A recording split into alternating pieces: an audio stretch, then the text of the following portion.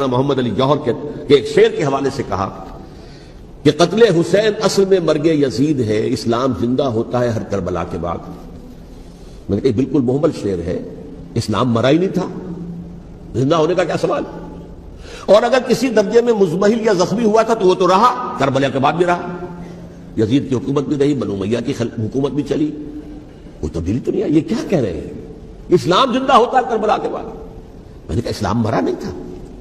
جیسے میں نے یہ کہا کہ ملوکیت جو ہے وہ اب شروع نہیں ہوئی، ملوکیت تو 20 برس پہلے شروع ہو چکی تھی حضرت امیر معاویہ کی، لیکن ظاہر بات ہے کہ حضرت حسن نے، حضرت حسین نے اس کو قبول کیا، اور حضرت حسین نے تو پھر 10 سال تک ولی عہدی جو تھی چاہے بیعت نہیں کی لیکن اس کے خلاف میدان میں آ کر چیلنج تو نہیں کیا۔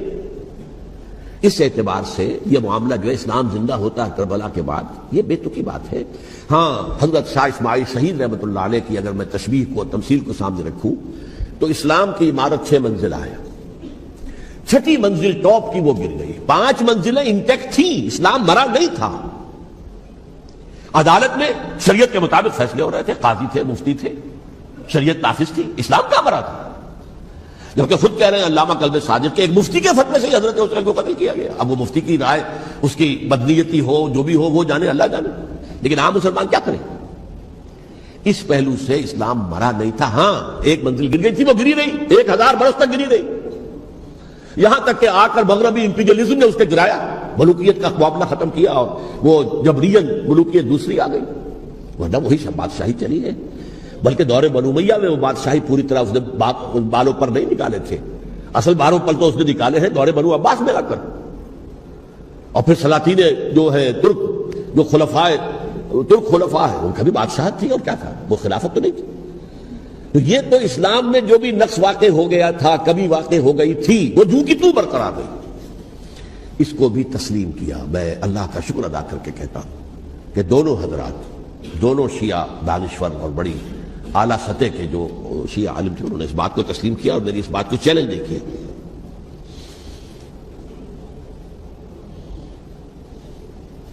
اصل میں تیسری بات میں نے یہ کہی کہ دیکھیے حضرت حسین رضی اللہ تعالی عنہ کی اس شہادت کے بعد، اس کے بعد واقعہ ہرہ بھی ہوا، جو واقعہ کربلا سے بھی بعض اعتبارات سے زیادہ بھیانک اور زیادہ گھناؤنا واقعہ بنو امیہ کی تاریخ ہے، جس کو لوگ جانتے ہی نہیں۔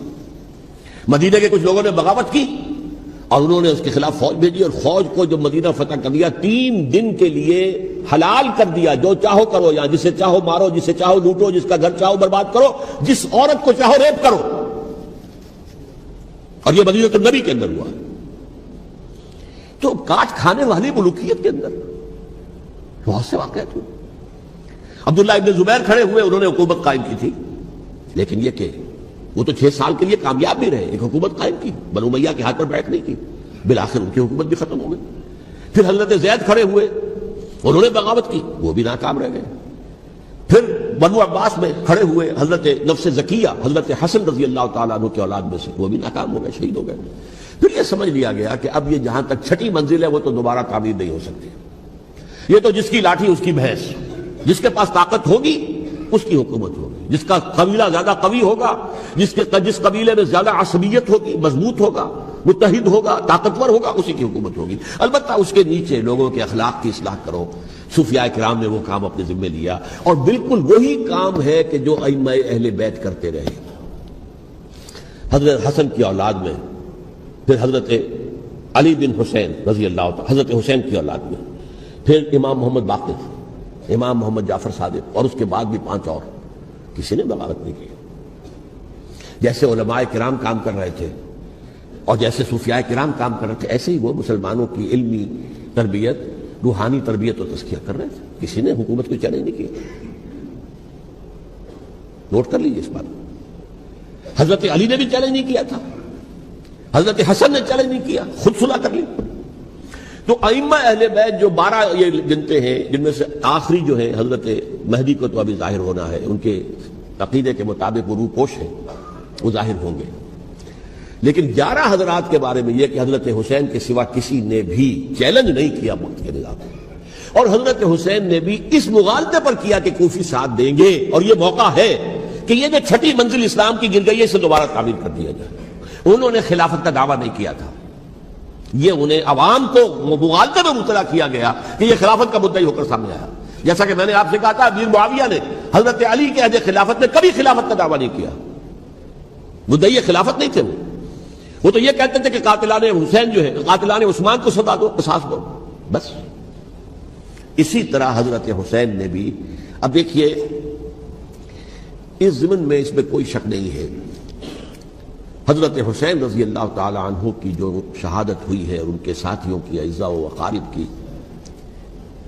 تاریخ انسانی میں یہ عزم, ہمت, شجاعت, مثابرت, صبر, استقلال, استقامت, اس کی بہت روشن مثال ہے, بہت روشن مثال ہے, بہت روشن مثال ہے. لیکن اس سے تاریخ کی رفتار پر کوئی اثر نہیں پڑا. وہ جو ملوکیت آ گئی تھی وہ اور گہری سے گہری ہوتی چلی گئی. واقعہ کربلا کے بعد تو واقعہ ہررا ہوا, میں نے گنوا دیا آپ کو. اس سے زیادہ تو میرے خیال میں کہ اور ہمارے لیے لائق شرم جو ہے وہ واقعہ ہے ہی نہیں.